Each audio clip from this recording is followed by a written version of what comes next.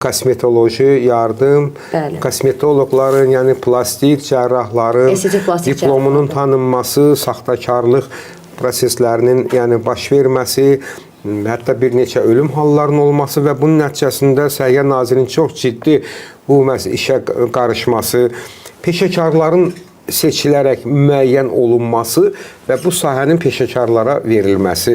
Çox gözəl bir addım. Bəli, elə bax indi sizin dediyiniz kimi də bu sahədə ümumiyyətlə psixoloji, yəni yaşadığımız bu dünyanın özündə bu gün aldığımız informasiyalar, işlətdiyimiz bütün günü həyatımız bizim gadjetlərdən asılıdır az qala. Bizim bütün smartfonlardan və bunlardan aldığımız çoxlu informasiyaların bizim şuurumuza, beynimizə göstərdiyi təsir, digər xəstəliklərin psixoloji yardımla əlaqəli olaraq bir çox xəstəliklərin məhz o sferada, yəni o sferanın əhatəsində olması təbii ki, sui-istifadə hallarının da ortaya gəlməsinə, əmələ gəlməsinə şərtləndirmişdir.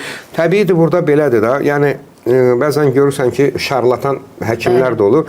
Bir 100 xəstəyə baxır, bir müəyyən bir saxtakarlıqla edir və bunun içində bir 5 dənəsi yaxşı olursa, ümumi belə deyək ki, hansı bir formadasa, hansısa obyektiv, subyektiv səbəbdən yaxşı ola bilirsə, o demək deyil ki, bu yaralıdır.